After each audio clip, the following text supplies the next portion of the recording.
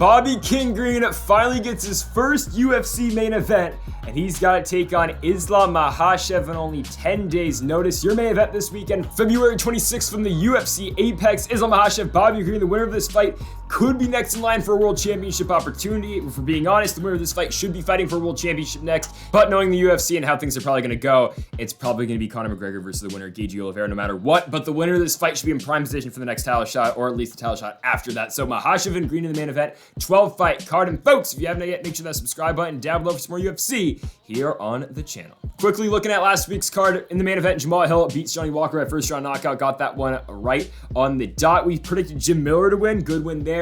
We got Parker Porter by decision. We got David Onama by first round KO as well. We went 9-3 in the card. Was pretty happy about that. On Bellator, I believe we went 11-2, so we had two really good nights, both with the UFC and Bellator. And speaking of Bellator, tomorrow will be our Bellator preview and predictions for Bellator 275 over there in Ireland. The main event for the middleweight championship, Gegard Mousasi taking on Austin Vanderford. Can Mousasi be the first guy to beat Vanderford? We will find out, but again, that video will be coming out tomorrow, so be on the lookout for that one. So our first fight is Victor Altamirano taking on Carlos Hernandez, two guys coming off of Dana White's Contender Series.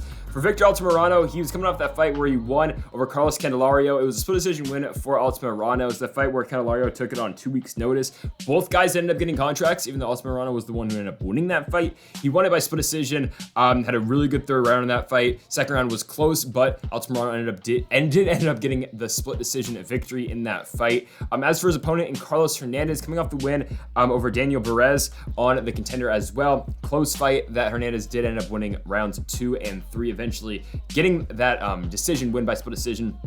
He went 0 for 8 in his takedowns in that fight, but still kind of grinded that fight out, especially towards the end of it. So, I mean, this should be a good fight because Hernandez is very good on the ground. Same thing about Altamirano. Both guys can strike, like that was displayed through their Contender Series fights, or I guess both their Contender Series fights, yeah. So, I think this is a good fight. You got Altamirano, who's 10-1. His one loss does come to a very good fighter by the name of Jared Brooks, who should still be in the UFC, but they cut him, and he went to one championship, and now he's winning over there. But Altamirano lost to him by rear naked choke back in 2019. For Carlos Hernandez, his only loss comes in his first ever pro fight at Titan FC, losing back in 2017. So both guys on a roll, both guys can get fights to the ground and win them on the ground, and also they can strike as well. Should be a fun one at flyweight. Again, two guys coming off the Contender Series at flyweight, two prospects. I'm gonna go Victor Altamirano though. I just think he's better everywhere. I think on the feet he's better, on the ground I think he's better than Hernandez as well, because I think Hernandez will struggle to get a takedown in this one. I think that means honestly Altamirano can decide and really determine where this fight is going to want to play out, or where he wants this fight to play out. So I'm going to go with Victor Altamirano to win this one. And I think he gets the job done by decision for his first UFC win. Our second fight of the evening, we've got Ramiz Brahimaj taking on Michael Gillmore. Brahimaj is coming in on very short notice,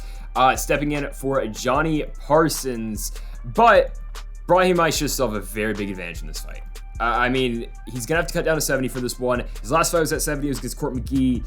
Didn't go his way. We picked Court McGee to win that fight, and McGee was a sizable underdog, I think, in that one. Court McGee just did what he needed to do. I mean, out-controlled Brahimaj, a big decision victory. It was all Court McGee in that fight. Knocked down Ramiz Brahimaj in that fight as well. It kind of played out how we thought that fight was going to play out. Now, Ramiz Brahimaj is not losing to Michael Gillmore, though. I don't think Michael Gillmore is all that good. What is Gillmore better at than Ramiz Brahimaj? Okay, striking. Sure.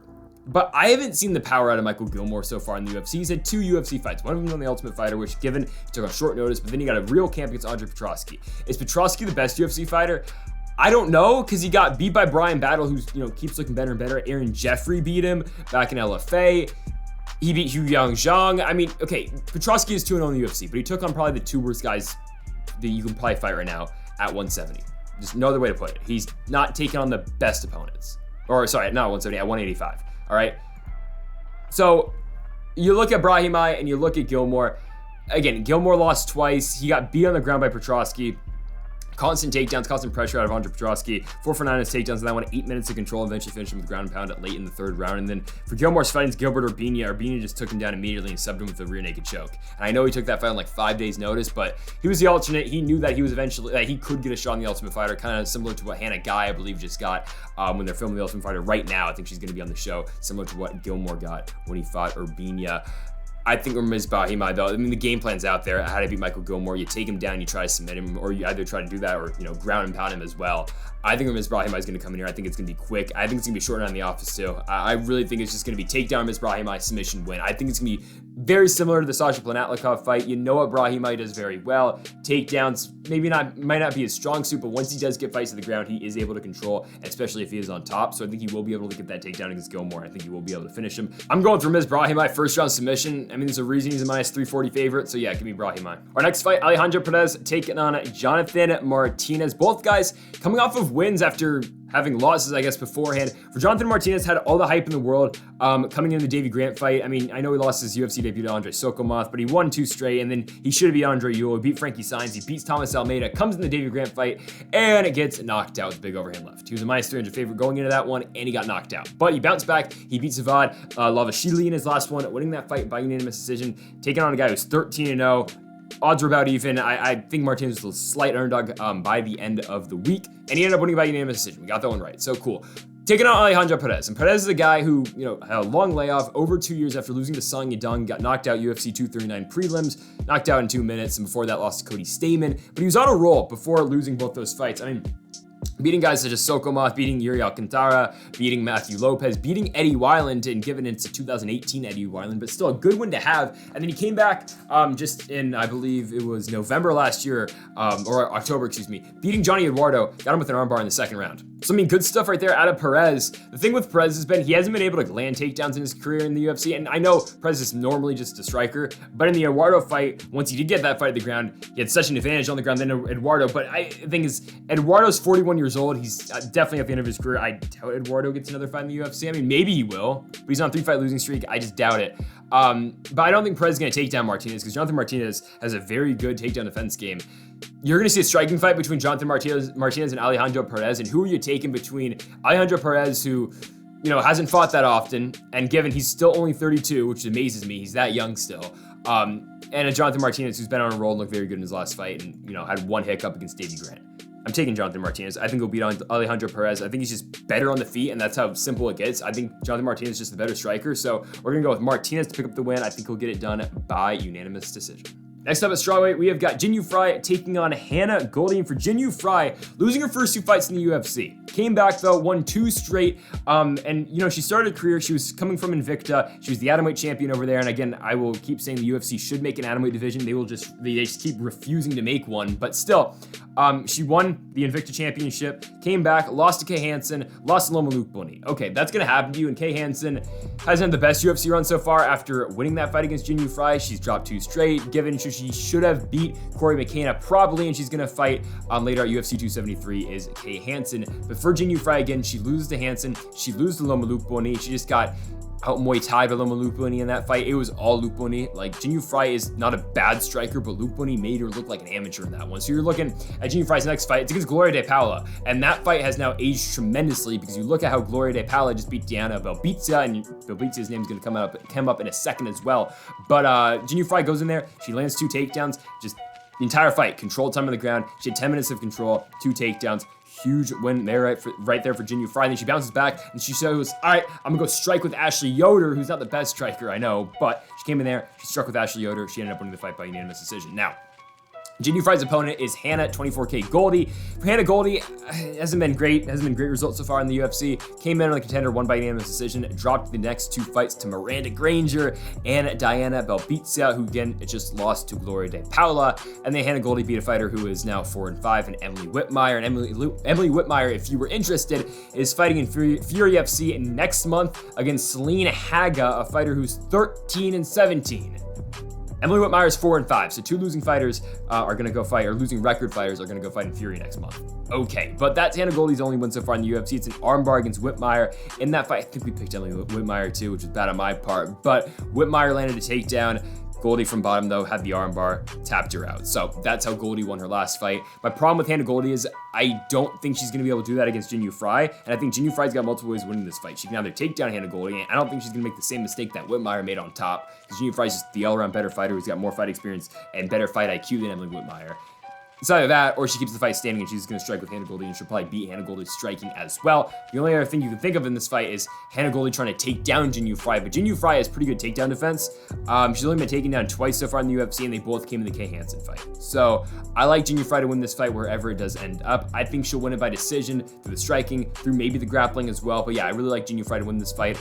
She's had 5 fights in the UFC, and I believe we're taking her for the 5th straight time. Going with Jinyu Frey to win this one by decision. Our next fight is Fair Ziam taking on Terrence McKinney. We already talked about that fight, given it was a long time ago when they were originally scheduled to fight. Gotta go all the way back to Fight Night Vieira versus Tate, but the prediction really doesn't change. It was that McKinney's, one of his corner got COVID, so just run that one back. Fun fight now between Fair Ziam and Terrence McKinney. And for Terrence McKinney, coming into the UFC, it's the win over Matt Frivola. 7 seconds.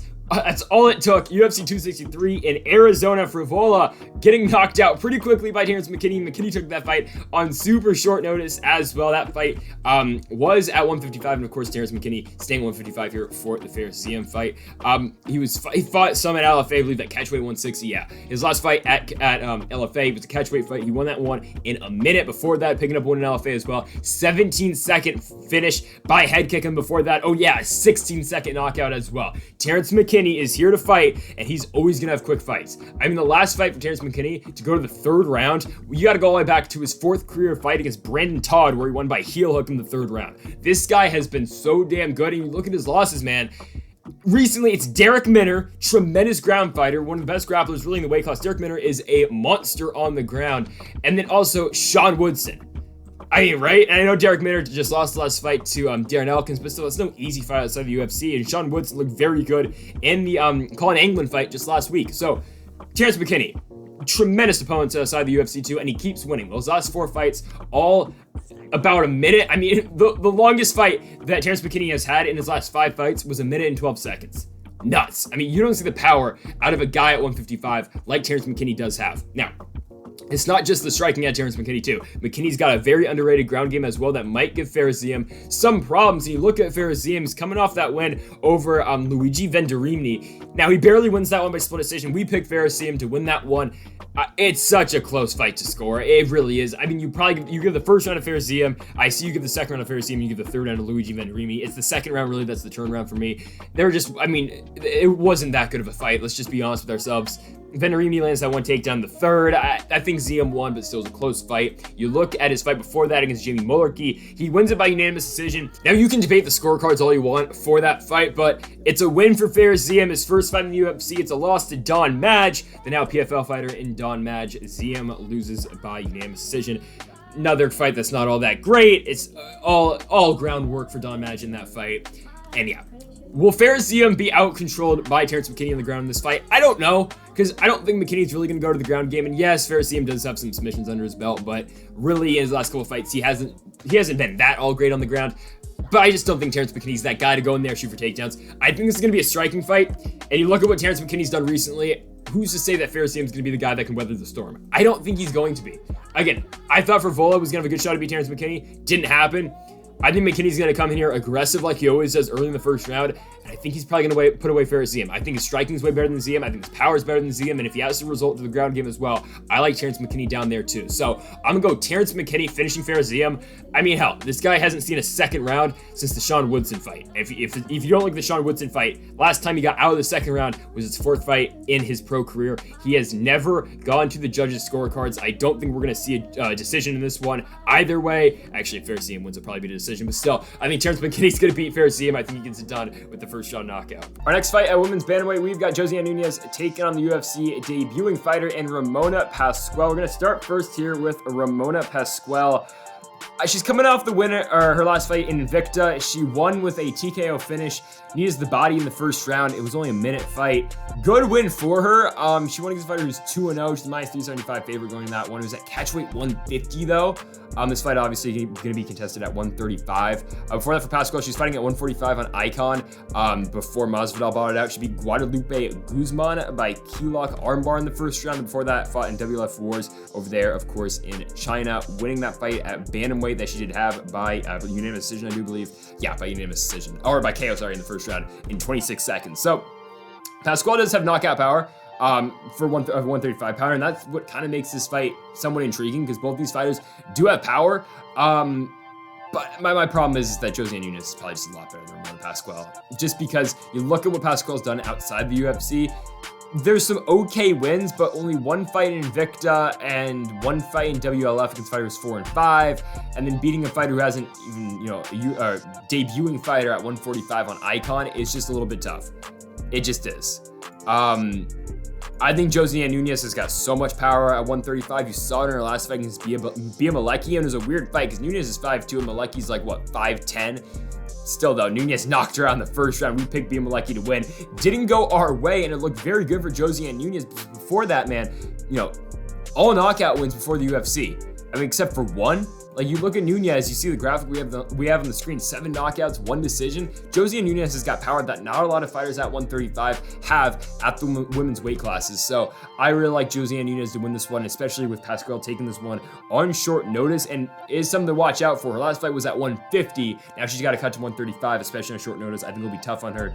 Just fighting in general in this one. I like Josian Nunes. I like the power out of her. Pascual does have some power of her own, and she is an okay striker, but all around, Josian Nunes I just think is better on the feet, so we're going to go Josian Nunes to win this fight. I think she'll get it done by first round knockout. Not often you see first round knockouts in women's MMA, but Nunes is one of those fighters, man. I like Nunes by first round KO. Straight up banger. Ignacio Bahamondes versus Rongzhu. I mean, 2 of the younger fighters on the roster. Bahamondes is 24. That guy is flashy as hell. And Rongzhu's only 21 years old. Tremendous fight here. It really is. And like Rongzhu, since he's got in the UFC, he's kind of relied more on his wrestling. You saw in the Vargas fight. Tried to go his wrestling a lot, but Kazula Vargas beat him by unanimous decision. Rongzhu just couldn't get anything going on the feet. And then when Rongzhu took on Brandon Jenkins, it was a pretty dominant wrestling performance for Rongzhu. He even got knocked down in that fight on the feet as well, but he had 10 minutes of control, 6 takedowns. He went 6 for 8. Brandon Jenkins didn't have anything really against Rongzhu in that one. Jenkins just couldn't get going, and it was all Rongzhu in that fight. For Bahamondes, though, I was high on Ignacio Bahamondes coming into the UFC after his big win with it was a big front kick knockout win over Edson Gomez on the Contender Series. He came back, he fought John McDessie. It was a close fight. McDessie won it by split decision. I did score it for McDessie, even though I thought Bahamondes got close in that fight, but I rewatched it. I think Jesse probably won, but Bahamondes' last fight, he was well on his way to winning a 30-27 decision against Roosevelt Roberts, but instead he's like, all right, I'm gonna try a wheel kick, and he knocks Roosevelt Roberts out cold. It was one of the best knockouts of last year, might be the best knockout of last year. He was an underdog going into that fight, but Bahamondes still won the fight. It was tremendous finish. Go rewatch it. But yeah, Ignacio Bahamondes won that fight, going to 1-1 in the UFC. I think this one's pretty simple to break down. Like, yeah, Rongzhu does have an okay stand-up game, and you saw that outside the UFC in his fights in China and in WLF Wars, which he had a lot of, by the way. And he had a big win over Shailan Nordenbecka, winning that one by a KO back in 2020, in the summer of that year over there, again in China in WLF Wars, which, I mean, Rongzhu had a lot of big knockouts in WLF, but when he gets to the UFC, and especially taking a guy like Ignacio Bahamondes, who has got really good striking, really good kicks, a flashy guy who's got a really big reach, especially for a fighter at this weight class at lightweight. He's gonna have a 5-inch or 4.5-inch reach advantage over Rongzhu in this one. It's gonna make it tough for Rongzhu to strike with Bahamondes. So if you're Rongzhu, you're gonna have to look to the takedowns. You're gonna have to look to grapple with Bahamondes. If you're Ignacio Bahamondes, it's pretty simple. Keep the fight standing, and you should be on your way to victory. Could go either way, but I really do like Ignacio Bahamondes. Like we saw in Rongzhu's first fight against Kazula Vargas. Like, yeah, he did have some success on the ground, but as soon as Vargas did keep that one on the feet, it was all Vargas outstriking Rongzhu. I think it's going to be more the same thing. Bahamondes, he might get taken down a couple times in this fight. Sure, it might happen to him, but as long as he can keep the fight standing, like, I think as many points this fight is standing, Bahamondes should have a clear advantage. His kicks are really good. His strikes are really good. There's a reason he's a -225 favorite in this one over Rongzhu, who's a talented fighter, and both these guys have all the potential in the world. All their futures for both these guys are going to be great. Again, Bahamondes 24 years old. Rongzhu's 21, one of the youngest guys in the entire roster. Again, the future is bright, but for now, this fight, we're going Ignacio Bahamondes. I even think he's going to get a finish just because that's how much power he's got at 155 and the flashy striking out of Bahamondes. I like him to win this one at second round at TKO finish over Rongzhu, improving to 2-1 in the UFC. Fun fight now at middleweight is the UFC debut of Arman Petrosyan, and he's going to be taking on Gregory Rodrigues. And for Rodrigues, his last fight, huge win over Jun Young Park, winning that one by TKO in the second round. Got that one right on the spot. Second round TKO finish for Rodrigues. It was a standing TKO victory over Gillmore Park. It was a fight that he was having some trouble in. Gillmore Park was doing pretty well in that fight, but Rodrigues, came in the second round, composed himself, and ended up getting the finish by TKO. His first fight in the UFC was a win over Dusko Todorovic. Beat Todorovic by unanimous decision. And hey, I thought Todorovic was kind of over the hill, even though that was his first loss, or second loss. But Todorovic did just come back and beat Maki Pitolo, so good for him.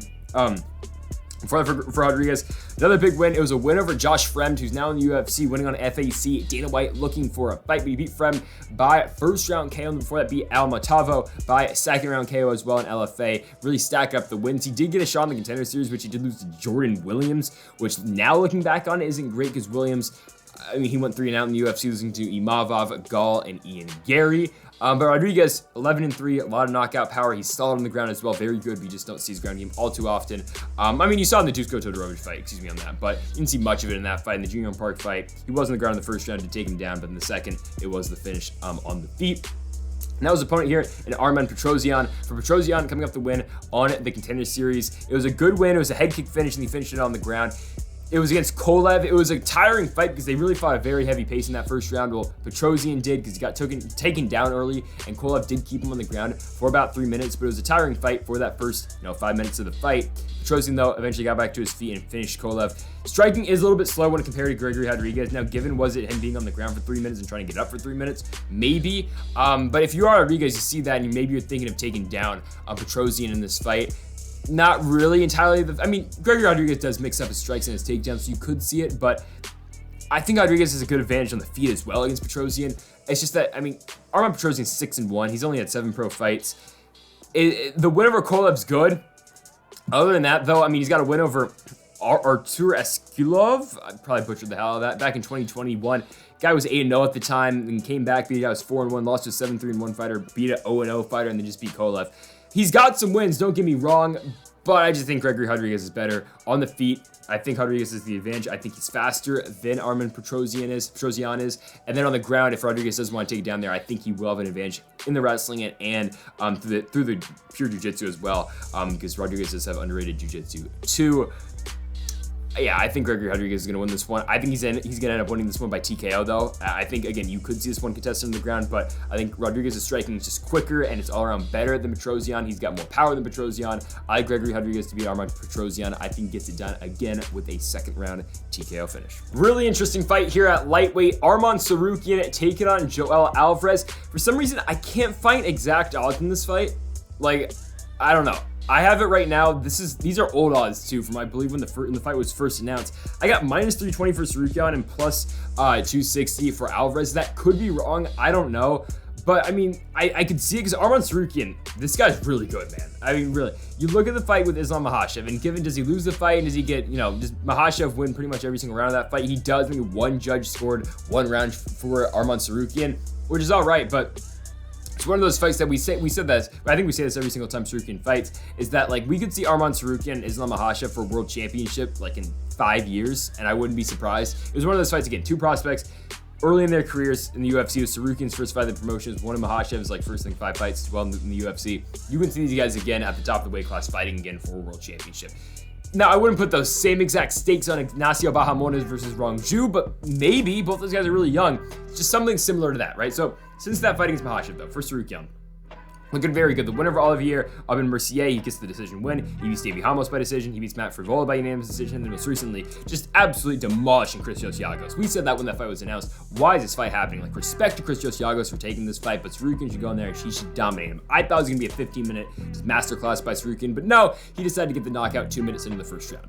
Chris Josiagos couldn't do anything in that fight. Now, for Joel Alvarez, I didn't think he was going to beat Thiago Moises. I thought Moises was going to be able to get the upper hand in that one, but no. Joel Alvarez looked good in that fight. He outstruck Thiago Moises for those first 3 minutes, landing 44 significant strikes in only 3 minutes, and put away Thiago Moises. Now, given is Moises the best striker? He's not, but Joel Alvarez showed in that fight, hey, I can do it on the feet. And Joel Alvarez coming into the UFC was more just known as a submission guy, more of a grappler, which I would still put him in that category because he came to the UFC. Lost his first fight to Magulov, which is going to happen to you. Won a fight by ground and pound after that. Beat Joe Duffy by guillotine and beat Yankolev by armbar after that. But then the Moises fight again, he lands a knockout finish. He big elbows and uppercuts in that fight, beating Thiago Moises. The problem with Joel Alvarez is that stylistically against Arman Tsarukyan, this is probably one of his toughest matchups at 155. Because for Tsarukyan, he can strike, he's got power, and he can go 15 minutes on the feet. So if, pure striking, Joel Alvarez, yeah, he's got power, and yeah, he put away Thiago Moises, but he's not going to be able to put away a guy like Arman Tsarukyan. Like, again, Joel Alvarez can catch Thiago Moises and outstrike Thiago Moises just because Moises is a pure grappler, jiu-jitsu guy whose striking can be improved. He's not going to be able to do that to the same extent against Tsarukyan. On the ground, Arman Tsarukyan doesn't get taken down. So it's not like Joel Alvarez can take him down. I mean, Tsarukyan's a very good wrestler in his own right. I think the only guy to take down Tsarukyan in the UFC was his first fight. It was against Makhachev. He hasn't been taken down since, and Tsarukyan 10 takedowns against Matt Frivola. And oh, by the way, this guy can strike too, so I don't think Alvarez is going to be able to take down Tsarukyan. Is Tsarukyan going to take down Alvarez? I don't think so, because why would he? Because that's the only way that Tsarukyan is going to get put in any, amounts of danger in this fight is if he does try to take down Joel Alvarez, and Alvarez is able to threaten off his back. So I don't think Tsarukyan's going to do that. So if Alvarez can't take him down, and if they're striking, Tsarukyan's going to have it all day. So, and unless Alvarez lands a big bomb, which I doubt he's going to, because yeah, he did against Moises, but he's not going to be able to do that against Tsarukyan, because Tsarukyan's just all around a better fighter on the feet and a smarter fighter on the feet than Thiago Moises. So I like Arman Tsarukyan all day here. I would say a finish, but I don't think it's going to happen. I think Tsarukyan's going to go in here. I think it's going to be 15 minutes of domination. I think we're looking at 30-27. I just think Tsarukyan's on a different level right now. Given is he at like a top 5, top 10 level? Maybe not, but he's one of those solid fighters creeping on the top 10, clearly in that top 15 range. I like Arman Tsarukyan pretty handily here. I think he'll beat Joel Alvarez, and I think he will get it done by unanimous decision, improving to a record of 5-1 in the UFC. Big win for Tsarukyan. Keep that train rolling. All right, so I have 2 questions. 1, why is this fight so high on the card? Like, why is this fight higher on the card than Arman Tsarukyan and Joel Alvarez and Ignacio Bahamondes and Rongzhu? I don't understand it. Terrence McKinney, Ziam too. Like, I don't get that. Like, there's better women's fights on this card. Like, Jinyu Frey versus Hannah Goldy is a better women's fight than this is. I think it is. And my second question, why is Priscilla Cachoeira still in the UFC? Why? Okay, Priscilla Cachoeira is 2-4 in the UFC. She's beaten arguably maybe the 2 worst flyweights the UFC's had in a while. Shanna Dobson and Gina Mazzani. Both those fighters aren't very good. Like, no disrespect. No disrespect at all. And Gina Mazzani is going to fight Shanna Young. She'll try to prove that she's still worthy of being in the UFC. That's cool. But Dobson's at the promotion. Cachoeira beats both of them okay. She came to the UFC. She lost to Valentina Shevchenko. She got dominated. She hasn't been the same since. Got beat by Molly McCann. Got beat up by Luana Carolina. Won those 2 fights. And the Jillian Robertson fight, I wouldn't be this anti-Priscilla Cachoeira if in the Robertson fight she didn't try to poke Robertson in the eye or try to gouge her eye out when Robertson's got Renee Kachokin. I mean, Cachoeira ended up tapping anyway, or she either tapped, she went out, I don't remember. But she ended up losing the fight anyway. She missed weight too, and they're giving her another shot on a main card of a fight night. What are we doing here? So back to the fight though, and no disrespect to Ji-Yeon Kim, I think Ji-Yeon Kim's actually kind of a fun fighter to watch. I mean, especially watch her last fight against Molly McCann. It's a good fight. It's a fight of the night. Molly McKinney, throws bombs, and she's, a brawler, and she'll throw throughout the entire fight. Ji-Yeon Kim will do the exact same thing. She'll stand in the pocket, and she'll throw with you. Alexa Grasso fight, more of the same. She didn't get the win in either of those fights, but what Ji-Yeon Kim does very well. She's going to come in there, she's going to try to strike with you. Priscilla Cachoeira, what does she do well? I mean, she kind of strikes okay. She's not great on the ground. Gina Mazzani took her down 4 times. So, do I think Cachoeira can outstrike Ji-Yeon Kim? No, she's not going to be able to. Like, unless she lands a big shot like she did against Shanna Dobson, which is not going to happen considering she's not fighting Shanna Dobson. She's fighting an actual, decent fighter. Again, no disrespect to Shanna Dobson. She's fighting an actual UFC caliber fighter in Ji-Yeon Kim. It's not going to happen. Ji-Yeon Kim's going to absolutely dominate her on the feet. I don't think this one's going to hit the mat just because neither Cachoeira or Ji-Yeon Kim has ever landed a takedown so far in their UFC careers. Maybe Cachoeira gets desperate and she tries to land one, but I don't think it's going to happen. I think Ji-Yeon Kim all day here. I think, I've seen her, stand on the feet and compete with Molly McCann and somewhat compete with Alexa Grasso. It should be pure domination. This fight, they kept Priscilla Cachoeira around in the UFC just so they could get Ji-Yeon Kim on the right foot. She's going to destroy Priscilla Cachoeira. Ji-Yeon Kim all day, unanimous decision. I'd even call it a lock, honestly. I think Ji-Yeon Kim wins this one, and it's not even going to be close. Why is this the co-main event? Wellington Turman, Misha Cirkunov. I don't know what to tell you about this fight because it's weird. I don't think Wellington Turman's all that good. I don't think the highest of Cirkunov, even though I think Cirkunov should have beat Jotko in his last fight. I think he should have got the nod on the scorecards. But man, it's just a weird fight. It really is. I mean, you got Cirkunov coming in at -125, you got Turman at +105.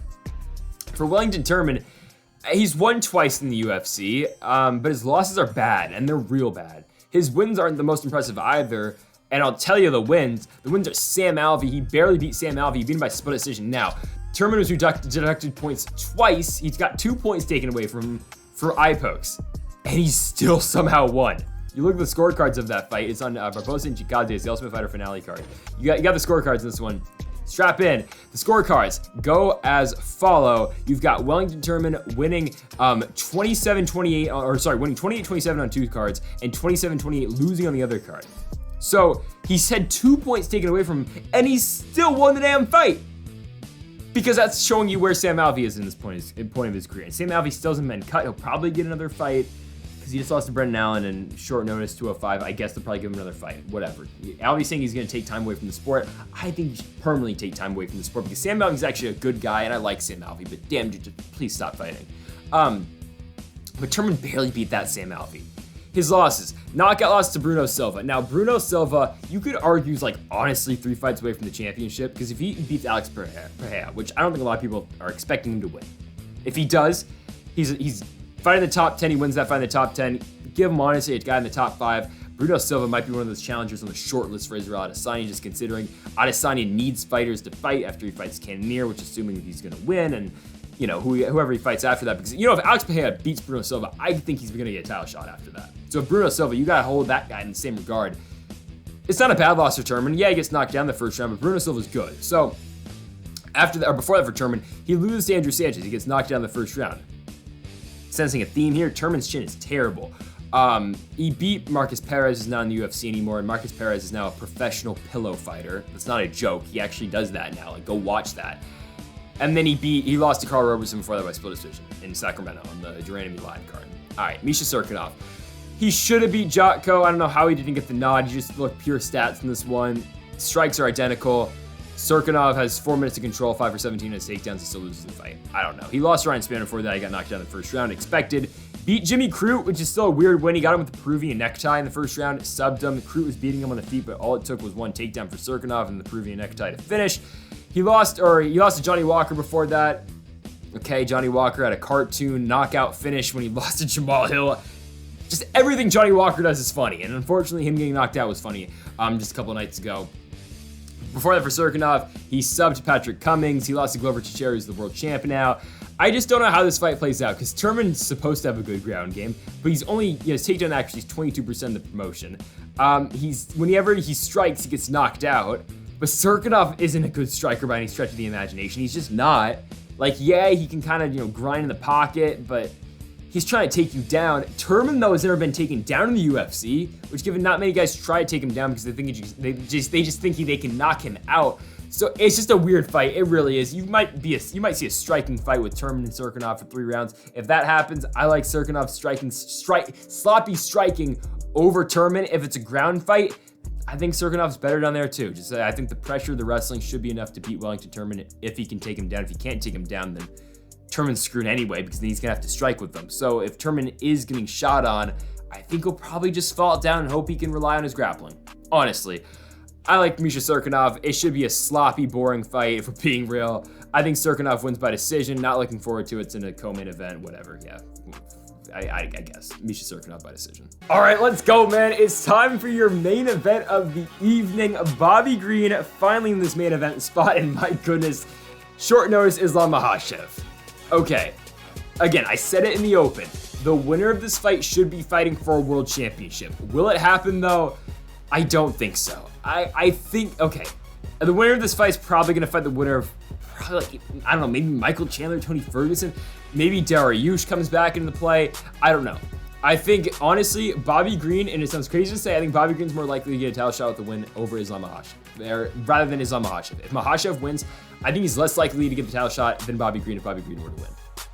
Just because they can sell Bobby Green. Bobby Green is 35 years old, end of his career somewhat, I don't know. He's a veteran, he's at like 43 professional fights. He's a fun stylistic fighter to watch. Fans can get behind him. He's fun to watch on the feet. His boxing is so damn good and it's improved so much. So I watched Bobby Green versus Josh Thompson today. I'm back in the SAP Center, the Shark Tank back in 2012, the Robbie Lawler, Matt Brown 2 card. He beat Josh Thompson. That was the closest Bobby Green ever got the title. He was 13 coming into that fight, I believe, and Thompson was number 3. He beats Josh Thompson, but then they book him against Edson Barboza after that, and he gets 30-27 by Edson. That's been the closest Green's ever got the title. If he wins this fight, I will argue he will be next for the championship. He won't, but I could see the UFC doing it if Conor's not ready. But you know they're going to try to give the title shot to Conor after this, after Oliveira engagement. Just the way they operate, if you can cash out, I mean, you know Gaethje and Conor would sell. Oliveira Conor could sell too. Send Conor to Brazil. My goodness, that could make bank. Even though you know damn well that fight would be in Las Vegas. But looking back to this fight though, Bobby Green and Islam Makhachev. I have been a huge Bobby Green guy for the longest time. I have picked Bobby Green in almost every fight he's been in, except for the Rafael Fiziev fight, and I said in that fight, hey, I'm going to be cheering for Bobby Green. I hope he wins, and he didn't. I picked Fiziev to win by decision. Watch that fight. I still think Bobby Green won. Like, I keep watching that fight, and I was called crazy multiple times because I said Bobby Green won that fight. I still think Bobby Green won the fight. I think Bobby Green won the fight, and the last video I made about Bobby Green was the Nasrat Haqparast fight. I said Bobby Green should be in the top 5. I said Bobby Green should be a fight away from the championship because he should have beat Fiziev. He should have, he destroyed Raging Al Iaquinta, which I would argue even if he beat Fiziev, they would have given him that Iaquinta fight anyway because Iaquinta, guys haven't fought in a while, coming back into it, fighting a top 10 fighter in Bobby Green to see if he can, Iaquinta fought for the championship once. Bobby Green came in there, absolutely torched him, and now he beat Haqparast. As good as ever in the Haqparast fight. Nasrat Haqparast could not get his striking going. Bobby Green was so good in that fight. The shoulder rolls were there. The striking, Bobby Green doesn't get hit. He doesn't get hit on the feet. And he's not going to get hit on the feet in this fight. And we're going to get to more, strategy and game plan for both guys in a second about this specific fight with Green and Makhachev. But going back to my thing about Bobby Green being a top 5 fighter and being a fight away from the championship, it's happening now. But I said if he beat Fiziev, again, beat Iaquinta, he should be in the top 5. And I said he should have been the one fighting RDA next month. But now he gets Makhachev in a main event spot. He could damn well be fighting for the championship with the win. But the problem is he's taking on Islam Makhachev. And Islam Makhachev, with that one exception, with the one fight where he got knocked out, it was a flash knockout early in his UFC career, losing to Adriano Martinez. It's the second fight in the UFC. Other than that, the man has been dominant, and he hasn't been put in any danger so far in his career after that. Like, I know we like to say, oh, Tsarukyan gave him trouble. Yeah, Tsarukyan won one round on one card. But other than that, no one's had any success against Makhachev. Like, go watch the Dober fight. Drew Dober was hyped up a lot going in that fight. He's coming with the win over Alexander Hernandez. Dober was a uber prospect at the time, and Makhachev just goes in there and destroys him. Like, constant takedowns, out-wrestling him throughout the entire fight, submits Dober in the 3rd round. The Thiago Moises fight, it took him 4 rounds to get the win, just because that shows you how good a Moises' jiu-jitsu game is. But, I mean, damn, Islam Makhachev came in there and dominated him. In the Dan Hooker fight, Hooker just got absolutely torched in that one. Makhachev finished him submission at first round. It only took 90 seconds. And I will bring this up quickly. Makhachev beat Thiago Moises. Bobby Green technically lost to Thiago Moises. Bobby Green had 2 horrible scorecards. He should have beat Fiziev, and no one's arguing he lost to Thiago Moises. I get the Fiziev fight questionable, sure. There's no chance in hell he lost to Thiago Moises. He did not lose that fight. No chance in hell he lost that one. Go watch that one again. Like, they gave the fight because Moises landed some late takedowns. No, that was all Bobby Green in that fight. Bobby Green outstruck Thiago Moises. He did pretty well on the ground against him as well. Bobby Green should have won that fight. So, now let's talk about pure strategy going into this one. I think there's 2 different ways this fight can end up, and only 2. I don't think this fight gets out of the first round. I don't think it's going to. Because I don't know if Bobby Green, I don't think Bobby Green can stuff takedowns for Islam Makhachev for 25 minutes, given I don't think he can do it for 5 minutes, right? Because I like Bobby Green. I really do. And I'm the leader of the Bobby Green fan club.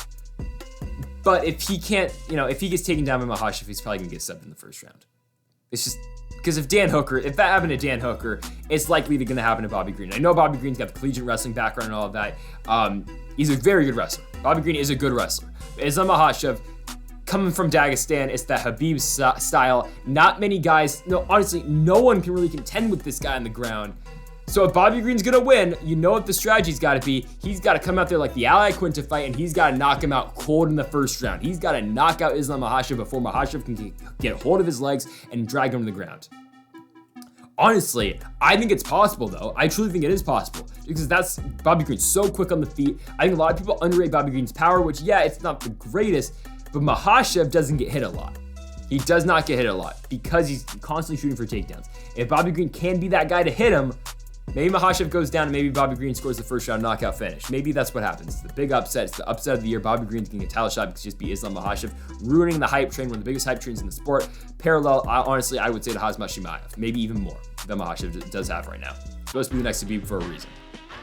So either that happens, either Bobby Green knocks him out in the first round, or Islam Makhachev submits him in the first round. Because I think if Makhachev has Bobby Green down, and I like Bobby Green a lot, I think jiu-jitsu has improved. Again, if Dan Hooker got subbed in 90 seconds, Bobby Green's probably going to get subbed in 90 seconds too. So if Makhachev can get the takedown, it's going to be all-day submission over Bobby Green. I think instantly he'll find a back, he'll go for an arm, he'll do something like that, and he'll sub Bobby Green right off the bat. So I don't think, I don't know what the over-under is on this fight. Honestly, I'll check best fight odds right now. We'll see if there's a prop bet on over-under in this fight. Whatever it is, trust me, take the under. I don't think they have it yet. The over-under, yeah, they don't have it on best fight odds just yet. Take the under. Take the under on this fight. I think it'll probably be 1.5. No, it'll probably be more. Probably be 3.5 because Bobby Green doesn't get finishes often, and Makhachev, yeah, he gets submission wins, but Khabib wasn't. I know Khabib got more submission wins at the end of his career, but hell, he went 5 rounds with Ali Quinta, right? So I think the over under. If I would have said it, okay, if I was making the odds, I would set it 1.5, but it's probably going to be 2.5. I think smash the under on that. I really think this fight's going to be quick. It's either Bobby Green comes in there, he gets him up and out of there in the first round, the big knockout, or Makhachev is able to land the takedown. Makhachev's just going to finish him in the first round too. So it's one of those two. I really think it's one of those two. And I want to pick Bobby Green so bad. I really want to pick Bobby Green because I thought he was going to get a main event against, I don't know. I know Tony Ferguson's booked, so it wouldn't have been him, but maybe against, I don't know, a Drew Dober, a Brad Riddell. He was going to get a big spot against one of those guys. Hell, maybe a Gregor Gillespie. I'll throw out Connor. I'll throw out Nate Diaz. I'll throw out the Dustin Poirier rematch. I'll throw out all of those. I'll throw Matisse Gamrot, Diego Ferreira. He got Islam Makhachev. I want to pick Bobby Green so bad. And I know I can give you the reason on how I think Bobby Green's going to win. Kind of like how I gave you a reason. If you're watching the channel back then, or if you want to rewatch my video when I was talking about Khabib and Justin Gaethje, I'll give you the reason why I thought Gaethje was going to beat Khabib. And given Justin Gaethje is one of my favorite fighters, Bobby Green's one of my favorite fighters, so I'll always be biased towards these type of guys. I'll say right now, Gaethje, Green, Colby Covington, Wonderboy. Those guys I'll always pick probably no matter who they fight. Michael Chandler, I'll throw him in there too. I can't bring myself to pick Bobby Green against Islam Makhachev. I want to so bad. I picked Gaethje. I said, Gaethje's gonna knock out Khabib in the first round, he's gonna stuff a takedown. My reason, if I was gonna pick Bobby Green, I would say, okay, the collegiate wrestling, he does have good wrestling. The last guy to take Bobby Green down was Thiago Moises, but he popped right back up to his feet, and he hasn't been controlling the ground in a while. Honestly, the last guy to control Bobby Green on the ground was kind of Lando Venata, but Green got back up, and he wasn't, I don't think Bobby Green's ever been just dominated on the ground so far in his entire MMA career. But it's different when you fight Makhachev. And again, going back to how I rationalized picking Green, it'd be how I rationalized picking Justin Gaethje over Khabib Nurmagomedov. I said, hell, Gaethje, collegiate background wrestling, he just doesn't get to use it. Same like Bobby Green. Green doesn't use it because he just wants to strike. His whole philosophy on fighting is kind of the same as Justin Gaethje. Put on a show for the fans. The fans don't want to see wrestling. They want to see striking. They want to see fun fights. They want to see high-paced fights. They want to see all that. Sure, but Makhachev's just a different animal, man. He's a different monster. He's a different machine. Again, I want to pick Bobby Green so bad, but Islam Makhachev's going to win this fight. He's going to win it by submission in the first round. Oh, it pains me. It pains me, man. Honestly, I think the odds are. I have it plus 450 right here. I made these graphics a couple days ago. I think it's plus 500 right now for Bobby Green. It's worth a shot. It is honestly worth a shot to pick Bobby Green. And on top of that, I don't know if the odds are too boosted, but if you're going to pick Bobby Green, pick him by knockout, because I don't think he's going to win by decision. I don't think he can go 5 rounds to this Islam Makhachev. Not saying he doesn't have the cardio to do that. It's just that Makhachev, eventually, if you give him 25 minutes, he's going to find a takedown, and eventually he's going to find a submission against Bobby Green. So if you're going to pick Bobby Green, pick him by knockout, and if you're feeling extra bold, if you're throwing a dart out there, Bobby Green first round knockout I think is a very good play here, but I also think Islam Makhachev first round submission is a very good play as well, or Islam Makhachev just straight up submission as well. I think Makhachev's going to win. I will be cheering so loud for Bobby Green. I'm hoping Bobby Green wins, and I will go crazy if Bobby Green beats Islam Makhachev, and I will be the first one to campaign for Bobby Green to be next in line for a world championship opportunity, or getting him that huge money fight against Conor McGregor, because Bobby Green, he doesn't give a damn about where he is in the rankings. He just wants to make money. So if if you get Bobby Green the option, Conor or title fight, you take Conor, but honestly, a lot of guys would do that as well. But I'll be the first in line to be on the Bobby Green fan club and, trying to get this guy the Conor fight. Honestly, win or lose, I hope he gets the Conor fight. He's not going to, but either Conor fight or title fight for Bobby Green, no matter what after this. But yeah, it's going to be Islam Makhachev. Makhachev, double leg takedown, submission, first round, probably like an armbar or a key lock or something like that. Yeah, it's going to be Islam Makhachev. First round submission win. Where does he go after this? I think they just rebooked the Dariush fight. I don't think he's going to get a title shot over a win over unranked Bobby Green. And I can see why they would give the fight to Conor over him. Money, but also the UFC can say, oh, Bobby Green was unranked. So, and I can see them giving Conor the title shot over Bobby Green with the win too, because they can say, oh, Bobby Green only has one ranked victory. So we're going to give it to Conor. Like, the UFC's put themselves in a perfect spot to give Conor the next title shot. They have. So yeah, I think Makhachev fights Dariush with the win. For Bobby, I would hope title shot. If not, he probably wouldn't get Conor either. Dustin Poirier, I would think, probably. But, and even with a loss, I think Bobby Green's going to get a full camp, and I think he's going to get a guy like, I don't know, Mateus Gamrot, Gregor Gillespie, Diego Ferreira. I mean, the future is so bright for Bobby Green. I'm so excited for this fight. I hope he wins, but again, we're picking Makhachev. So folks, that'll do it for our UFC preview and predictions again this weekend with the main event. Islam Makhachev, Bobby Green should be number one contenders fight. It won't be, but still so pumped up for this card. Happy for Bobby Green. Excited for this opportunity for both guys. And yeah, we'll be back next week for a tremendous card. Well, the card's not great, but the main event's awesome. Co-main event's really good as well. Of course, we're talking Colby Covington, Jorge Masvidal, one of the most hyped up fights in UFC history. So excited next week. They're finally going to go at it. UFC 272 in the T-Mobile Arena in Las Vegas, Nevada. Don't miss it next Monday. Our preview and predictions for Colby and Gamebred. Don't miss that one. But for now, Green and Makhachev take the center stage in the Apex. So folks, thank God for watching. Make sure that subscribe button down below for more. Make sure to be on the lookout for our Bellator 275 predictions coming out tomorrow. Gegard and Vanderford. You're not going to want to miss that one. Folks, thank God for watching. Make sure that like button down below if you did enjoy, and also make sure to hit that subscribe button for more. Thank God for watching, and Mamba forever.